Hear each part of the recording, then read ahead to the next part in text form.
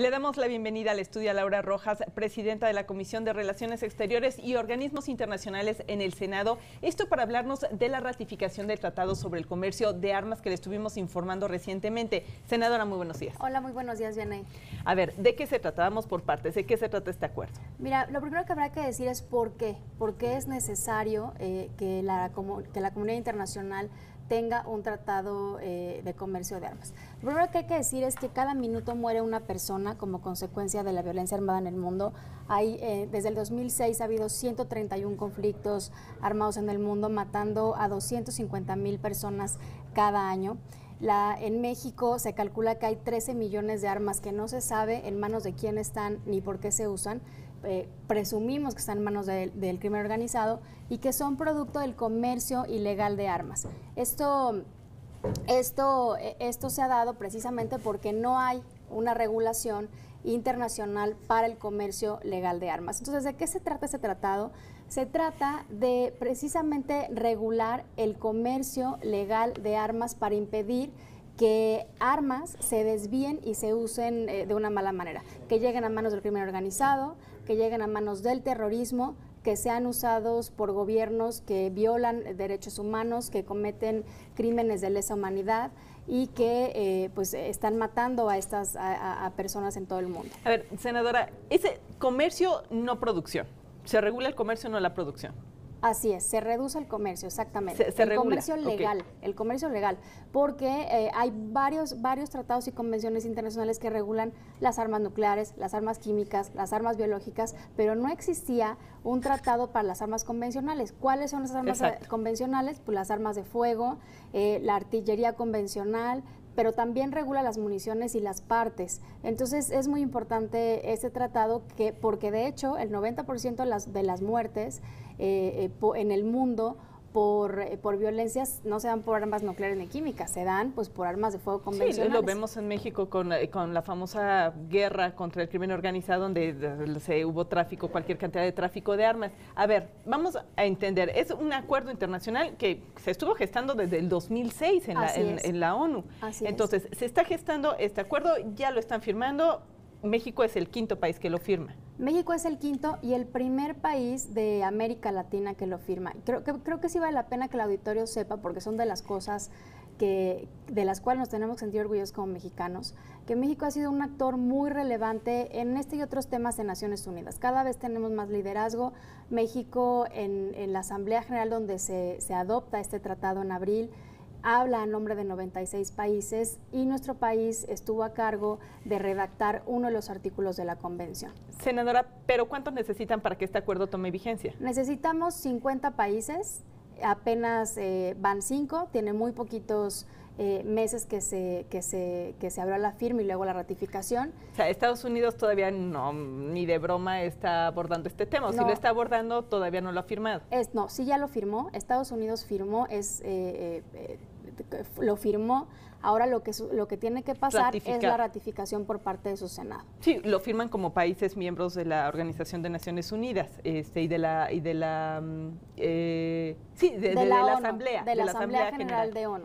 Aún así, vale la pena mencionar que pudieron haber votado en contra y no lo hicieron. Hubo 3 países, Irán, Corea del Norte y Siria, que votaron en contra del Tratado de Comercio de Armas y que por eso se tardó tanto, en 7 años, en poder consensar, porque era muy importante que Estados Unidos, que Rusia, que el Reino Unido, que Francia, que son los principales países productores de armas en el mundo, pues pudieran estar de acuerdo con regularse a sí mismos, porque el tratado lo que hace es imponer obligaciones a los estados.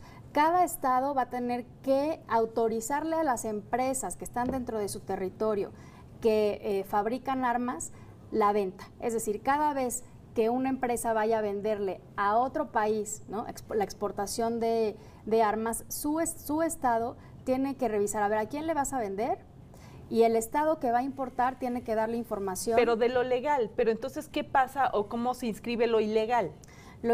Precisamente al tener tú estos sistemas nacionales de control, se va a reducir muchísimo el margen para el comercio ilegal. ¿Por qué? Insisto, cada país va a tener que tener una lista de, a ver, tu empresa fulanita de tal, te están pidiendo un pedido en México, a ver, ¿es para el ejército? Ah, bueno, sí es legal, ¿no? Oiga, senadora, pero eso sucede realmente. Estados Unidos tiene supuestamente este control y de todos modos hay tráfico. Ese es un comentario. Y la pregunta es, a ver, México ya con este acuerdo podría tener todo el rigor legal para decirle a Estados Unidos, deja de venderme de acuerdo a tal internacional, y más allá de declaraciones que escuchamos un día sí y otro también, de otros recursos legales para exigirle a Estados Unidos que deje de traficar, ¿este acuerdo engloba esto o no? Por supuesto que lo engloba, porque no solamente regula la exportación y la importación, que no existe ese control, o sea, no es verdad que Estados Unidos tenga ese control como Estado, no, porque además una de las cosas importantes del tratado es la transparencia. Estos registros tienen que ser públicos para que todo mundo sepa pues quién está comprando las armas y para qué fines. Pero no solamente regula la exportación y la importación, también regula los pasos intermedios, es decir, la transportación, el transbordo.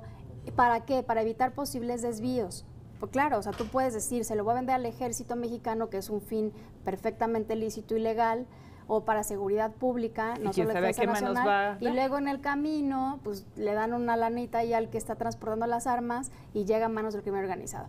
Todos los actores que son parte del proceso, desde que sale el arma de una fábrica de un país hasta que llega al destinatario final, tienen una responsabilidad.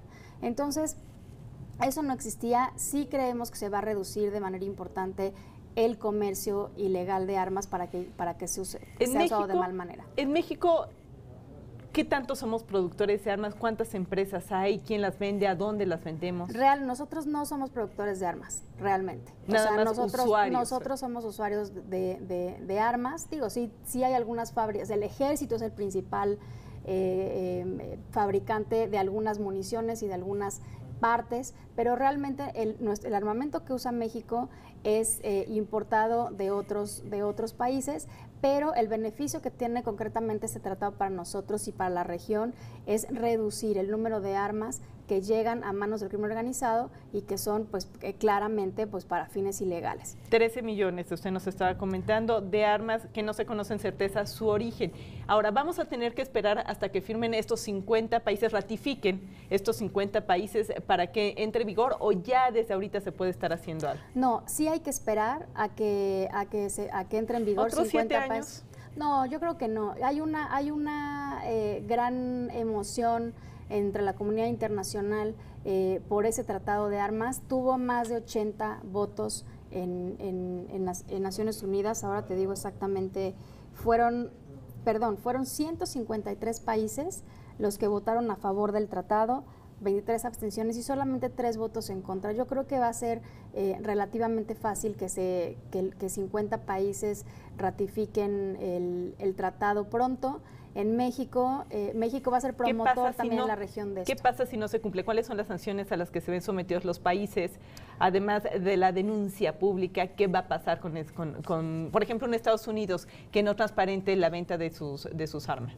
Bueno, hay un mecanismo que está contemplado dentro del tratado para obligar a los estados partes a vender, pero yo la verdad creo que hay que centrar la discusión. ¿Pero cuál es ese mecanismo? Nada más para saber de qué estaríamos hablando. No está explicitado en el tratado, o sea, el tratado solamente habla de un mecanismo que se irá desarrollando con el tiempo, específicamente las sanciones, pero la verdad es que yo creo que no va a tener ningún problema con 153 países que votaron a favor y sobre todo con la región de América Latina y el Caribe, que somos los principales interesados en que este comercio, estoy segura de que pronto vamos a tener los 50 países. No, yo tampoco lo dudo, pero ¿qué pasa si no lo hacen? Si nada más va a ser una sanción pública y una condena internacional, como la escuchamos todos los días, o va a haber algo más, porque es que de verdad no me imagino a Estados Unidos transparentando tan fácilmente todas las armas, pero bueno, de buenas voluntades está hecho el reino del Señor. Muchísimas gracias, senadora Laura Rojas, por estar con nosotros. Muchas gracias.